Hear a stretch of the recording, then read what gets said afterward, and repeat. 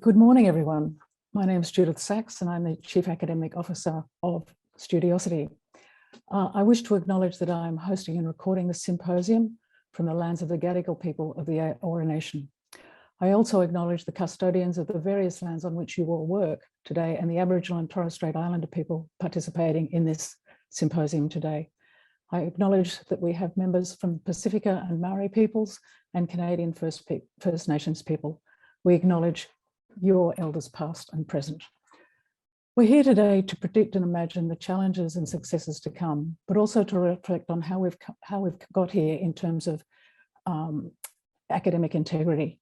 It's certainly been quite a change, quite an elevation and escalation, both in terms of the interventions, but also in terms of the instances.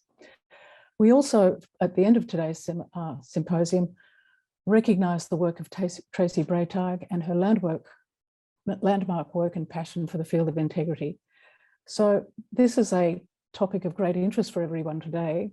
And later at the end of the session, we will recognise the Tracey Bretag Award for Academic Integrity. And I will invite Jack to present that award and announce that award. So the session is organised around the introduction. I will then ask each member of the panel questions that relate to their expertise and experience, and I ask them to indicate that relatively briefly. And then there have been questions that have been asked from the audience, and I thank the people that have sent in the questions, and they really are very useful and very insightful. And at the end, after Jack has presented the Tracey Bretag Award, I will attempt to bring it all together. So that will be the greatest challenge, as well as trying to manage the questions as they come in. So could I invite our panel to introduce themselves, and let's start with Guy. And it's only because Guy is in front of me in terms of the tiles. There's no sort of sexist or gendered message behind that. So Guy, can you just introduce yourself, please? Sure, thanks, Judith. So I'm Guy Curtis. I'm a senior lecturer in applied psychology at the School of Psychological Science at the University of Western Australia.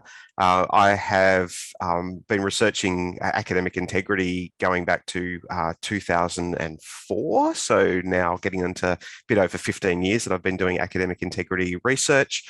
And certainly it's become the increasing focus of my research in the last 5 years. So I've been doing an awful lot of it. Then knowing what I find from research on academic integrity, I've got into advocacy of what we can do with those research findings to improve academic integrity in the higher education sector. Thank you. So Christine, you're the second tile. So we're not going in geographical location, we're going from one side of the country to the other. So Christine. Thanks, Judith, and welcome everyone. So I'm Associate Professor Christine Slade. I'm the academic lead of assessment in the Institute of Teaching and Learning Innovation at the University of Queensland. And in that role, I have leadership responsibilities in the university's Academic Integrity Action Plan. And that's probably been going now for about 3 years, given a bit of interruption with COVID. I'm also leading a HERSA-funded grant with Guy and Shiona Thompson from QUT, looking at the motivation of why students use buy-sell trade file sharing sites. And we hope to be able to help institutions use that as an evidence base to inform some decision making. And of course, I was with Tracy, probably not as much as Rowena has been in the past years, but I did do a couple of things with her where I was on the team of TEXA-funded experts doing the national workshops around Australia and also doing the online toolkit. And then before that, I was also part of the collaborative in Epigeum to develop the educative modules for students and staff. Let's fly back to the West and Rowena. Thanks, Judith. And I'm really pleased to be here with Guy and Christine as well. My name's Rowena Harper. I'm the Director of the Centre for Learning and Teaching at Edith Cowan University in Western Australia. And part of my role in that centre is to oversee our university's approach to academic integrity. I've worked in the area of academic integrity for well over 10 years. I've developed student academic integrity modules in my roles in academic language and learning. I've provided staff development in the areas of prevention, detection, education, management. And I've also informed policy and procedure at the various institutions I've worked at. And I also research actively in the area and have done for quite a few years. And a lot of that was done in collaboration with and alongside Tracey Bretag, who we're honouring this morning, who I very much miss as a colleague and friend. So I'm very pleased to be here. Thanks very much. So let's get down to the business of this morning's symposium. And the first question, I think I'll direct it to Guy, and it is about legislation, because a number of people were interested in the legislation, and it's something that's happened since our last symposium. So the landmark Australian legislation was designed to empower universities to better protect their students, develop academic integrity, protect and maintain the perceived global value of Australian education. What have we seen? And how would you rate its success or effectiveness? Sure. So the TEXA amendment prohibiting academic cheating services, which is what more of us who are in the area would colloquially call contract cheating sites or contract cheating providers, has had an impact already. We saw almost immediately from that law being implemented that some of the sites that were providing assignments to students for payment geo-blocked from Australia because they knew that they would be in breach of Australian law. Others seem to have got that message as well over time, which is good. At the same time, TEXA recently released to universities a list of over 2,300 websites that they know are still in the business of selling assignments to Australian university students, to university students per se, with about nearly 600 of those directly targeting Australian students. TEXA have taken one court action to block a provider and prosecute the provider under that law, which I think and hope will send a bit of a message. I think the impact has been not so much on stopping these sites yet getting to Australia, but in raising awareness that they are illegitimate services. And that's been quite helpful both to staff and students to kind of get an idea of what is in fact something that's providing them genuine educational support versus something that is genuinely providing cheating. Rowena, Christine, do you want to make any comments further to what has been said? I was just going to add, I guess, from a university's point of view, that it's given us a place, a location to actually be able to report different, not only sites, but different practices. So I think whether that actually, comes to anything, but I guess that we have a place to be able to say to somebody with authority, this is what is happening in our university. And so I guess cumulatively, when every, other universities do the same things, we are building up a better picture of, like, for example, the number of sites, but also the types of things and the new things that are actually happening. Yeah, and I think the strength of having legislation for me is that prior to the legislation being in place, all the implications for engaging in contract cheating fell on the students themselves, and there were no implications for the providers. And so I think the real strength is that, sending the signal to the industry that this is illegal activity. The knock-on effects in terms of deterring, I think, remain to be seen, but that for me is a key strength. There's a question that's come up from somebody from Universities Australia, and I guess one of the things about the legislation, it does allow for the revocation of degrees. Are you aware of any instances where that's happened? And what do you think the impact of that will be on universities? And anybody can answer that. It's a good one, isn't it? It's an incredibly good question. I read that in the submitted questions and I thought about that one for a long time. I think when TEXA recently shared with universities, the lists of students that they suspected may have outsourced to contract cheating providers, I know that a range of universities had names shared with them of students who'd graduated.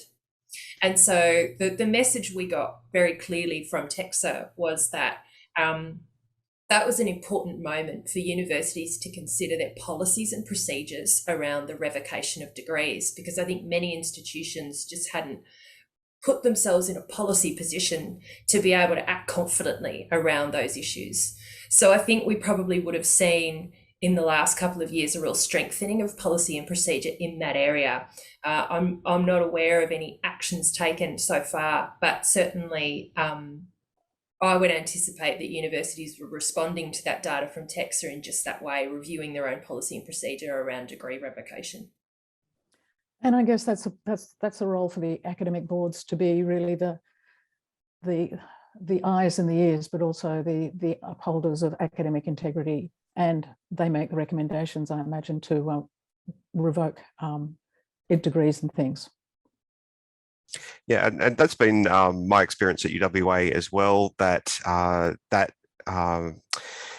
information from TEXA about students who may have engaged in contract cheating certainly raised the issue around what is our policy of revoking degrees and is it fit for purpose in a situation where students are identified after graduation as having potentially cheated during their studies.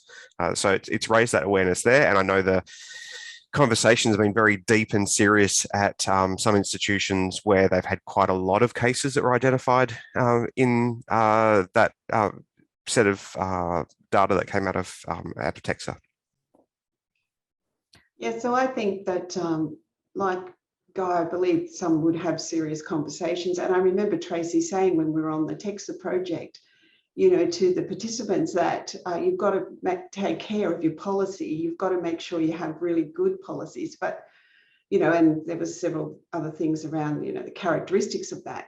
But I guess the challenge for universities is being able to capture everything in that policy. So not making it too specific. So do you have to have a section particularly around that, or can you capture that in another part? So as we progress through challenges with academic integrity, we're going to have policy around them all. So I guess that's a place where people can share. And I think there was another question around that, the collaboration and sharing of policies or how we've done certain things. That communication is really important because we're constantly in this, the next thing's happening, and are we prepared? And people who work in the policy space will know that it takes quite a long time to actually change something there. So an interesting conversation, I think, to continue having perhaps through the Academic Integrity Network in Australia, that how could we actually tackle this?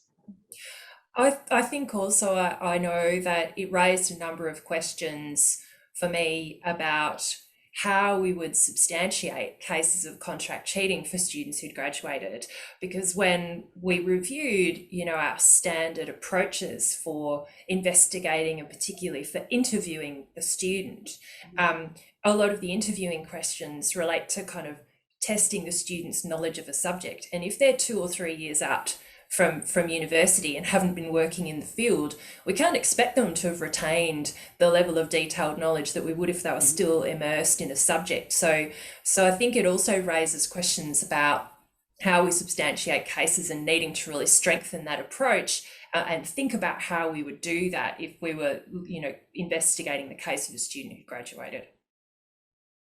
And Rowena, do you think there that the universities have the power to actually do, not to revoke, but to actually take a case on like that? I mean, have you had advice around, we still have that authority for the student? Or, I'm thinking of precedent cases perhaps that are going to come up where a student would challenge that if the university went ahead. I think it's probably more a question for university legal departments. I think I would hope with my teaching and learning hat on, and with an academic governance hat on, I would certainly hope so. If we discovered that we'd awarded a degree on the basis of fraudulent assessment, I would certainly hope that we had the power to revoke that if new information came to light. We've been talking about academic integrity as it relates to teaching and learning, but there's also the area around research. And how do you think how can universities maintain the research integrity at the same level of rigor and appropriateness as we're doing in teaching and learning? Go, Guy. Okay, I've put my hand up simply because this was a conversation we were having exactly yesterday in our academic integrity working group at UWA, which I'm part of. We were talking about the distinction between academic integrity and research integrity, which is sort of one question. We've got things that overlap both. For example, in a research publication, someone might plagiarize, and an undergraduate student assignment, someone might plagiarize, but we don't have researchers bringing handwritten notes into an exam because that's not what researchers are doing, but it is something students are doing. So there's some overlap, but there's also some difference. Research integrity has a number of oversight mechanisms outside of the academic integrity things that are done. So universities are required to have research integrity advisors under the national policy on research integrity, things that are covered by ARC and NHMRC. We have ethics committees for things that involve, say, human or animal research that, again, sit outside the area of academic integrity. At my institution, UWA, we have a compulsory research integrity module for new PhD students. Some of that includes some issues around academic integrity, such as plagiarism and that sort of thing, but also covers other aspects of research integrity. And so that's an educative and training-based approach, which Tracey Bretag was a really big advocate for. We want to educate in this space, and certainly that's something that can be done anywhere and everywhere. Yeah, if I can speak for ECU, I know our academic integrity and our research integrity teams have done a lot of work to place side by side the different sets of policies and procedures that relate to academic integrity and research integrity, and have really tried to identify the touch points where one set of procedures might need to actually share and come into contact with the other. And so, I think that work really needs to be done in every university, based on my experience, is that getting those, because typically it is two separate teams that deal with academic and research integrity, that really a partnership between those two areas to make sure we're really adhering to everything we need to under the code in terms of research integrity, and also upholding academic integrity in the HDR space. I think that partnership is vital. Yeah, I think that, oh, sorry, Judyth. No, please.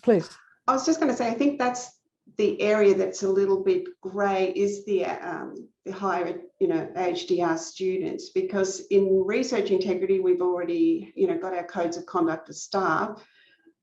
At UQ now, we've got a code of conduct for students as well.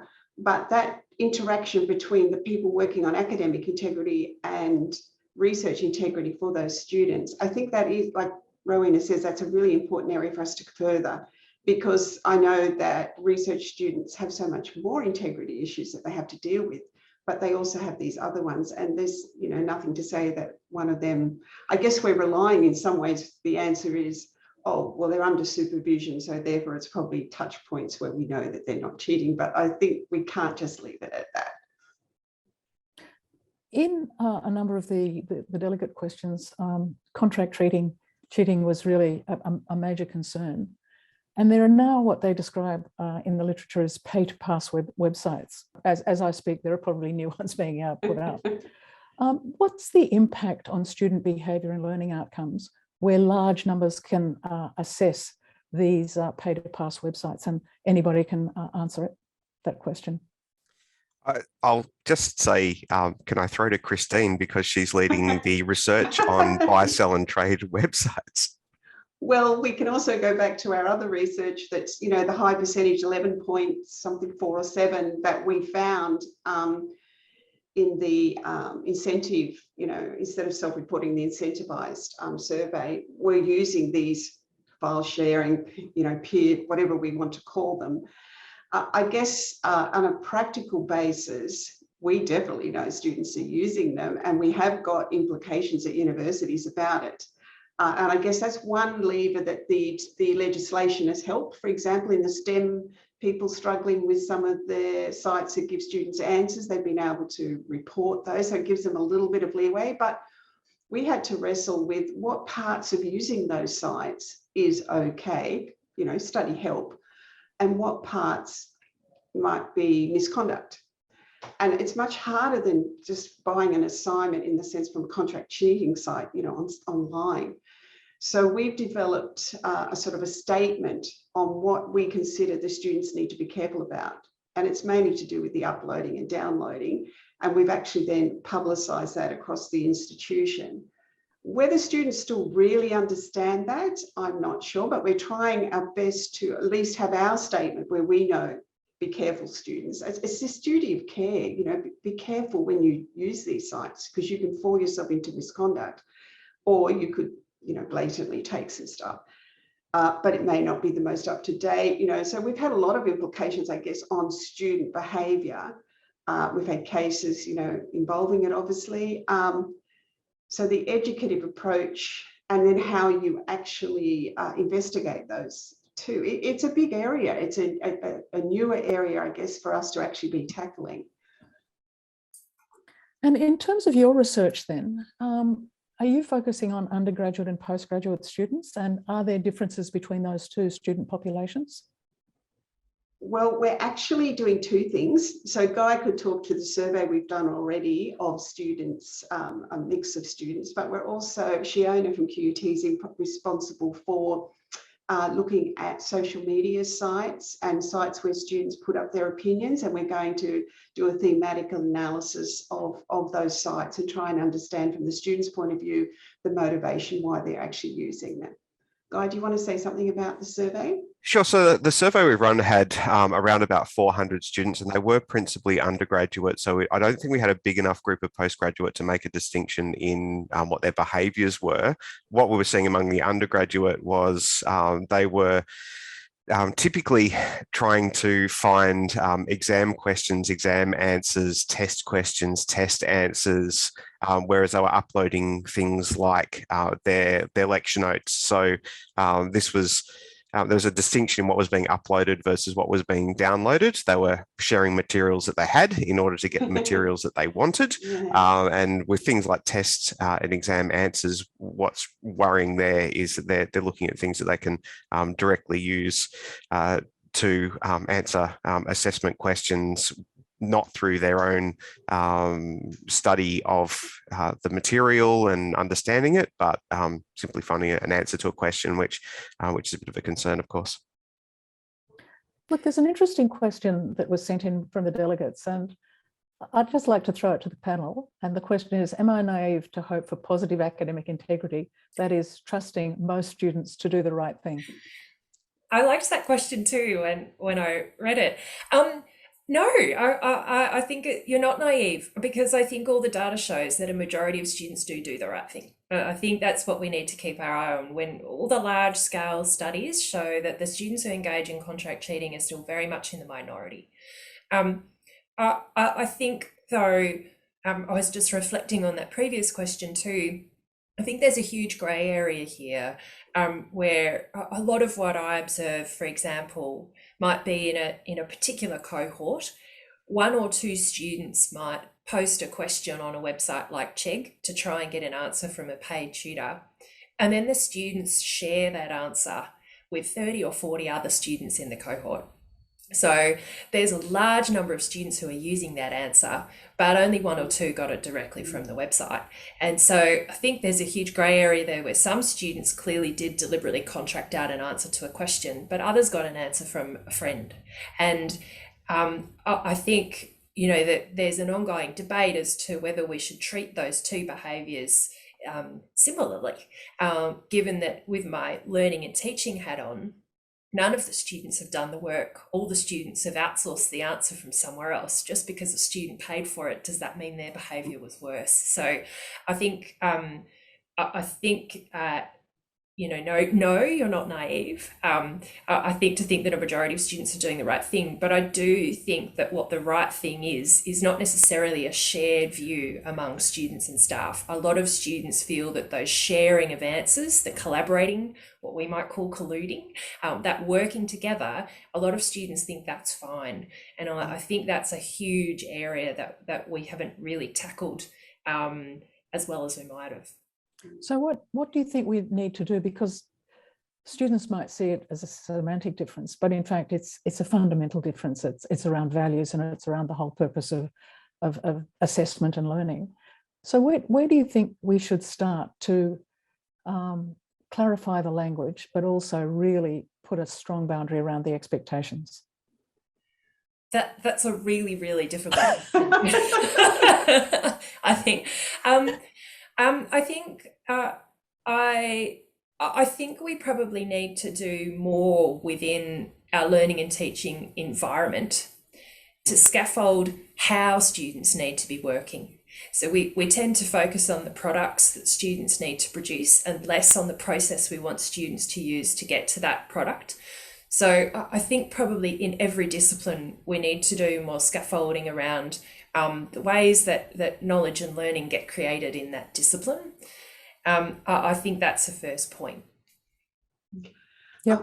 I was going to say that I first became aware of this educator's heart, I guess I call it, when Susan Rowland and I did those 2 national workshops around assessment design to try and help academic integrity. And one of the answers, that one of the biggest concerns when we asked the 2 groups was they was very disturbed that their students weren't learning because they were cheating.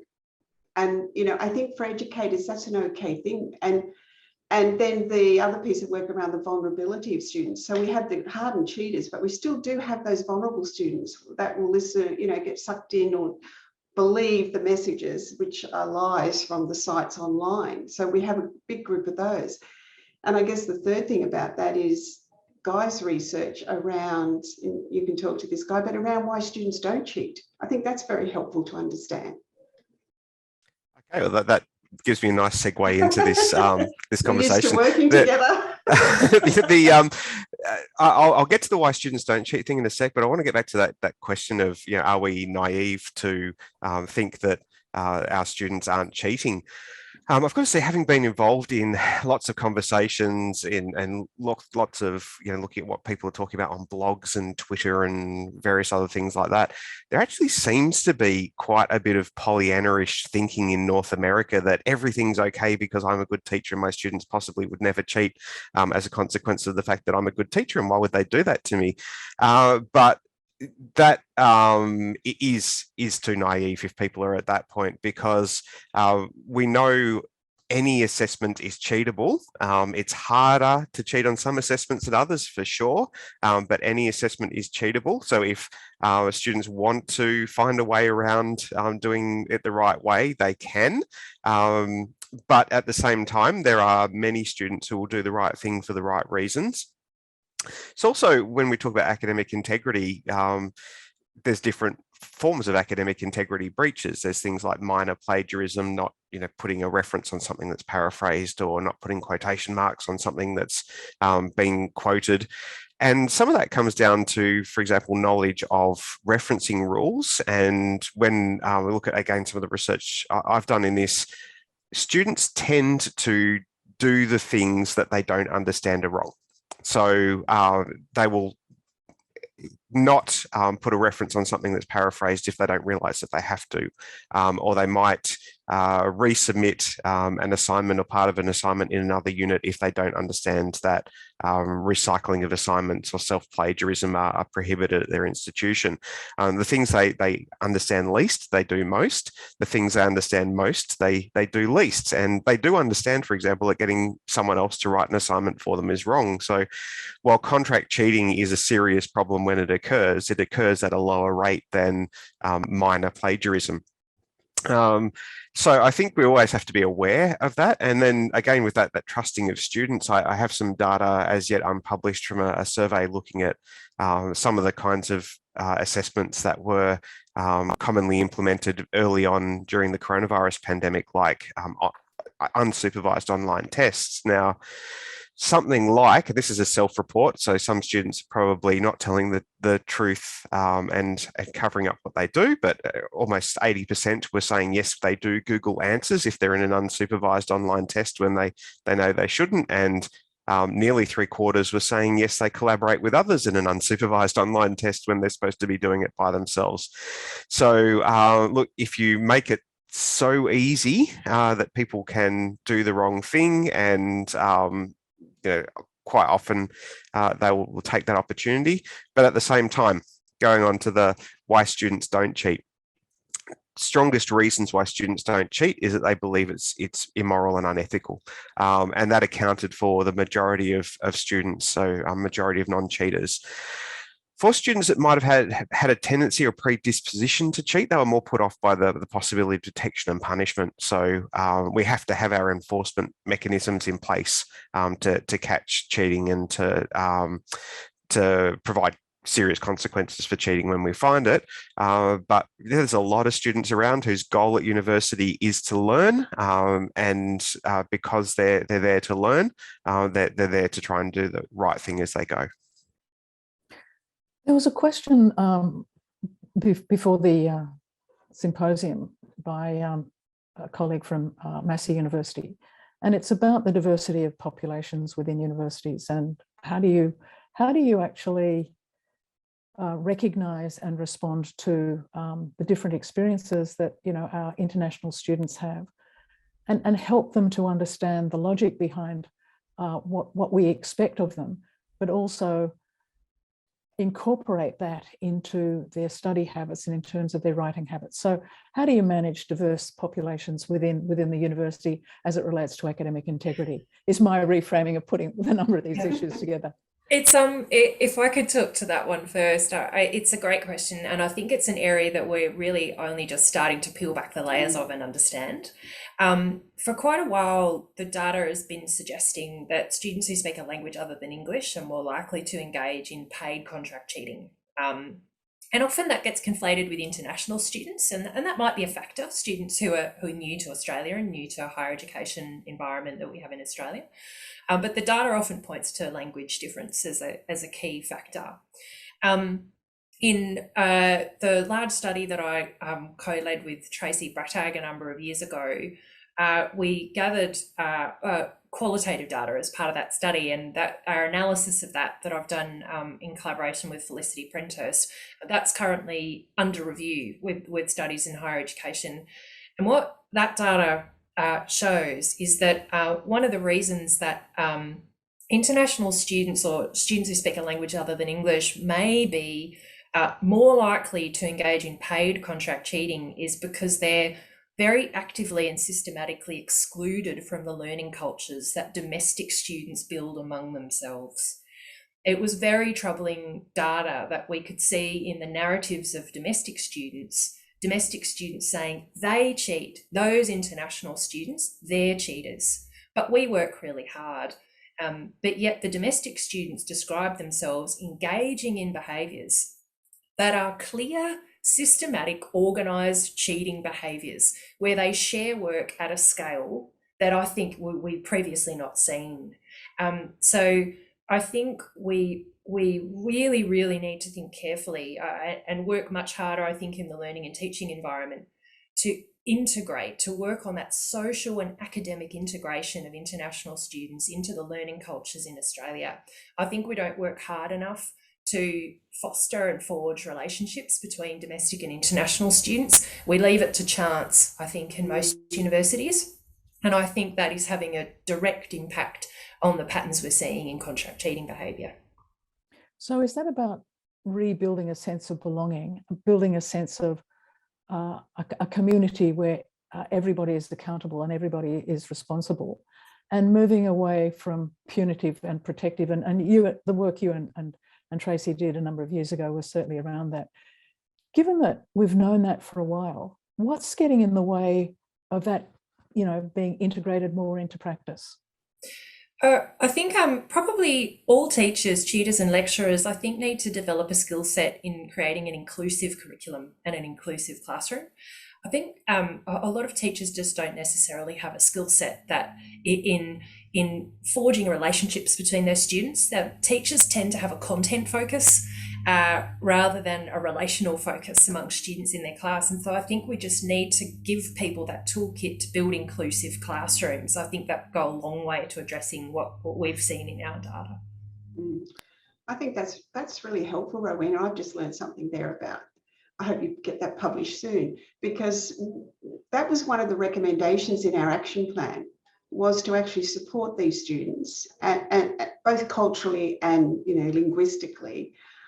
And I think part of the reason that, and I'm speaking generally now, not just about our institution, but when we've talked about this, I think people feel that we're stigmatizing international students or pulling out them as the most cheating group or something. So we have this social barrier to say, oh, you shouldn't be saying that because, there's others that do. And we know there are others that cheat.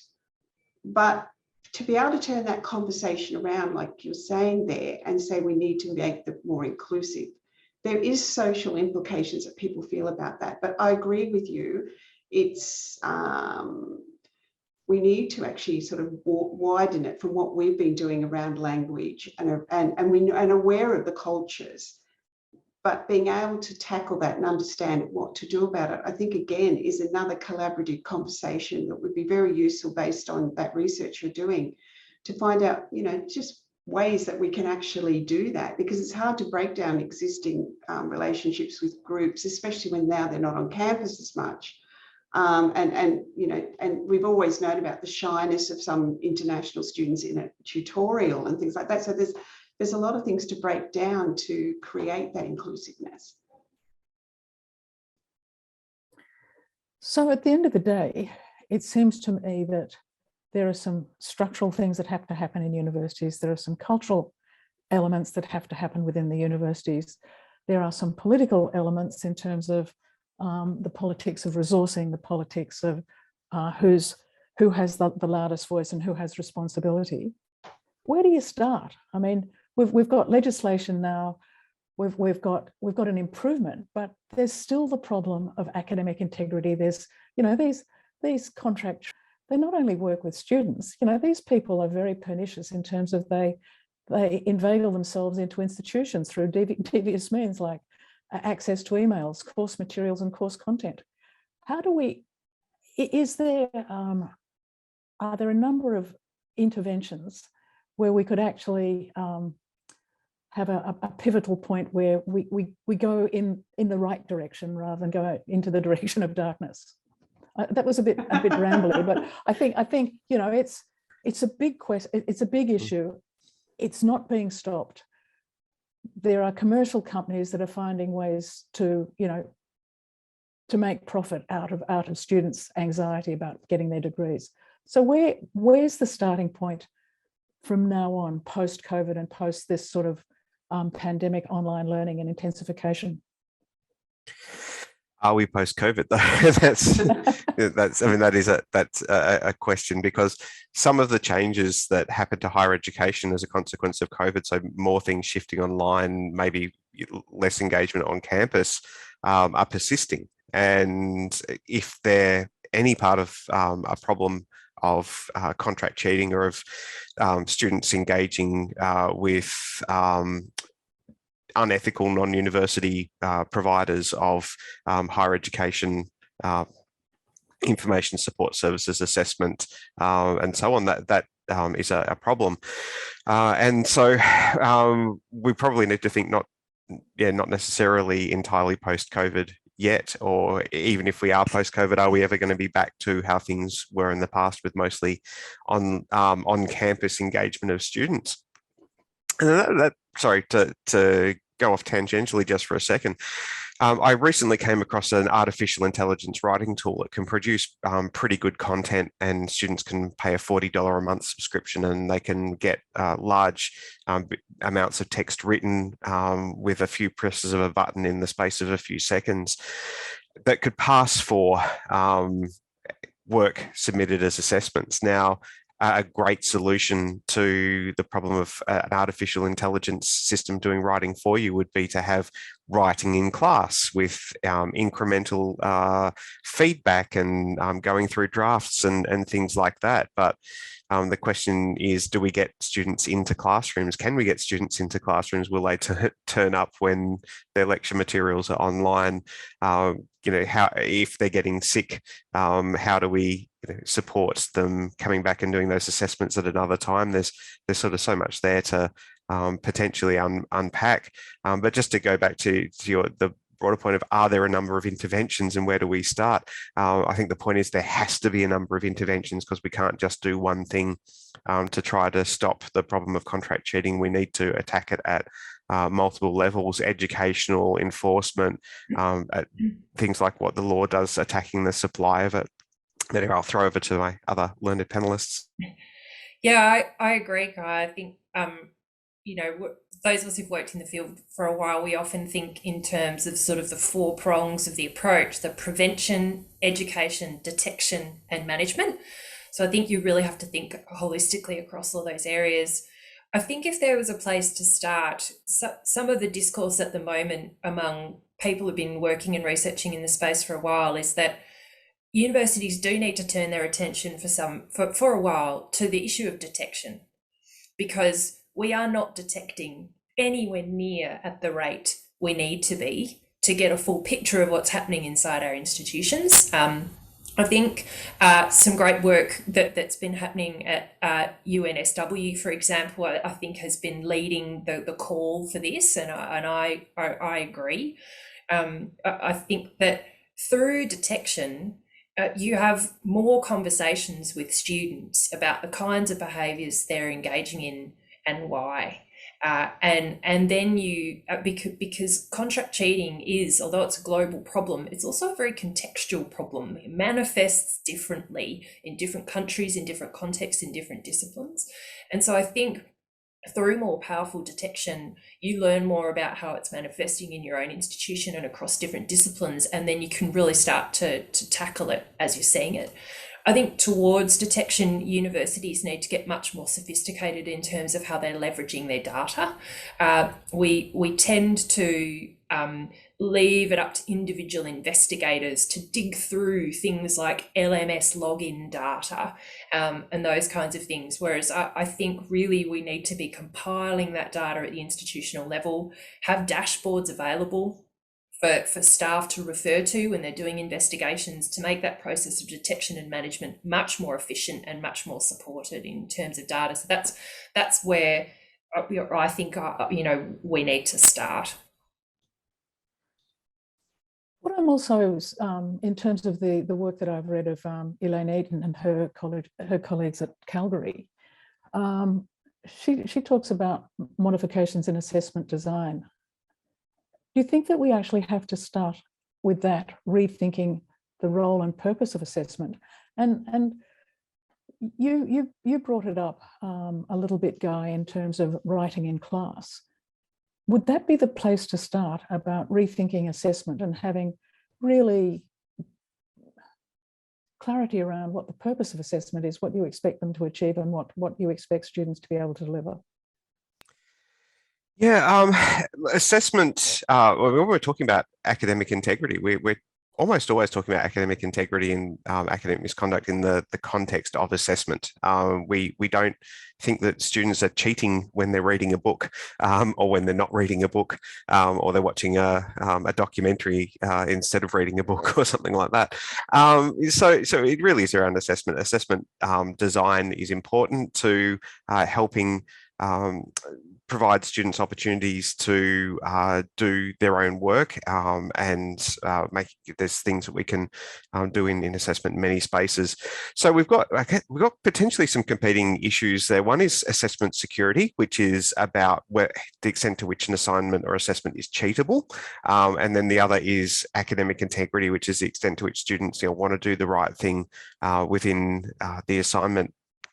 Sarah Eaton, who you mentioned, she and I are co-editors of an upcoming book on contract cheating, and one of the chapters provided in that book by Wendy Sutherland-Smith and Phil Dawson makes the argument that we could look at a theory of motivation, self-determination theory, as something that we could consider in assessment design. It says that people are more internally motivated by things over which they have some control, feelings of autonomy, feelings of mastery. If we build those into the design of assessments by, for example, doing things like giving students the choice of what they want to study or focus an assessment on, at least to some extent, that can be motivating for students to want to do the work themselves. So there's important considerations like that in assessment design, but I'll throw to the others who also I'm sure will have some very good ideas. I've been working in this space for a long time now. Actually, it's nearly 7 years.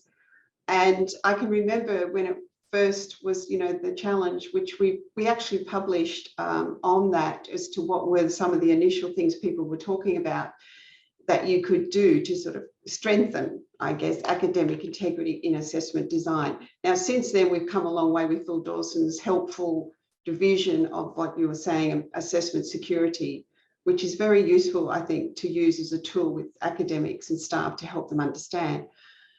We continue to do professional development workshops regularly around assessment design, because I think not only does it help academic integrity, but it helps the design anyway. I guess what I would like to see after this amount of time is the integration of academic integrity as a principle of assessment, like in the suite. And I know we've had to concentrate on it for a long time, but it really should now become one that's just permanently there, like validity, reliability, transparency, all the others, because it's something that's going to stay with us. I think in all the questions that we basically had, so I guess I'm the one who, we have all this fantastic research, but you have to translate that into practice. And it's very difficult. And I guess the approach that I've suggested to our university, which we've been running with all this time, is 8-pronged approach.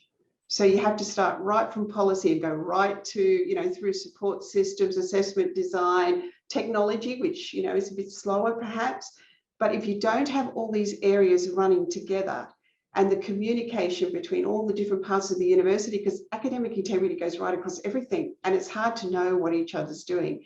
If we don't work as a unit and talk to each other and have that all flowing together, I think our chances of addressing a lot of things are quite poor. We'll address one bit here and then we'll find something else happening. And so I guess the research is so important because it helps understand what's an evidence-based way to go.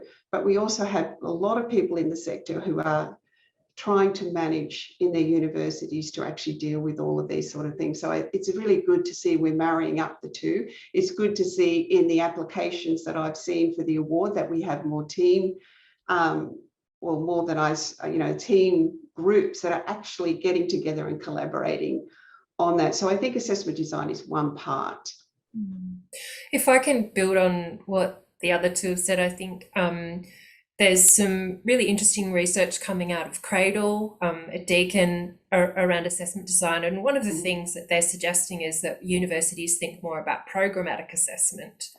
So that is, programmatic assessment involves a much more widespread use of formative iterative feedback for students, and then using only summative high stakes tasks at key points in a degree. I think that's a really interesting thing to consider, but there are so many pragmatic barriers inside universities that stop that from happening. So, the argument is that we authenticate learning at the degree level. We give out degrees, we don't give out units. However, if a student has been cheating all the way through a course and we only pick them up once a year, then that forces the student to go back and redo an entire year rather than a single unit. Students also expect to get credit for units if they want to move to other universities or move to other courses. So there's a lot of these very practical kind of barriers around that we'd need to unpick if we were going to think about moving to more authentic, to more programmatic assessment. Look, and this is the final question before I invite Jack to talk to us about the award. Felicity Prentice asked, if there are suspicions of misconduct, what factors influence staff members' decisions to follow through with formal reporting? Well, that's something that Tracey Bretag looked at in our study when we surveyed staff at 8 Australian universities. There are a few. The key one that staff said a few years ago when we conducted the survey in 2016, the staff said one of the reasons they tend not to report suspected contract cheating is they think it's impossible to prove. So they think there's no point reporting because the case won't stand up anyway. Another reason staff said they won't tend to report is that they felt like their upline manager just wouldn't support them in doing so that it would get knocked back by somebody saying, we don't have enough time, we don't have enough resources, or we need to retain these students, so let's just turn a blind eye, those sorts of things. So yeah, those were really two key reasons why staff said they tend not to, and it was quite a significant proportion of staff who said that they had suspected contract cheating at least once in their time assessing, but didn't end up reporting it. So that is another area that universities need to work on. We certainly need to strengthen detection, but once those staff at the chalk face are detecting, we need to make sure they feel supported with really efficient and robust processes for managing breaches so that they will actually go on and report everything that they're detecting. Yes, so we've actually developed a structure to try and alleviate some of that concern with a contract cheating markers guide. So if it's the tutor, it's a very short guide, but it's got a lot in it, but we don't want the tutors to spend a lot of time having PD if they're not going to get paid for it, that sort of problem. And then the course coordinator or unit coordinator then verifies if they think there is a problem, and then it shifts up to a service role for academic integrity officers and then on, because we're trying to share the responsibility to avoid that type of problem that you're saying. And it does take a lot of time to investigate. So I think we have to have these systematic structures and processes and things to also help what you're saying there, to change the tide of wanting to investigate. Now, I'm going to just very briefly. I was just going to really quickly jump in and say that the work that Camilla De Mayo did on her PhD at Curtin, which was on staff perceived barriers to reporting academic integrity breaches, is really worth a look for people who've got the time to look at it. And among the things that the others mentioned, workload, that staff believe it take them so much time to go forward with any academic misconduct cases. And Camilla's even here, so she thanked you personally. So Jack, can I invite you to take us to probably the most pleasurable part of my work as the Chief Academic Officer at Studiosity. And can you just talk to us about the Tracey Bretag Award and finally announce who the winner of the award is?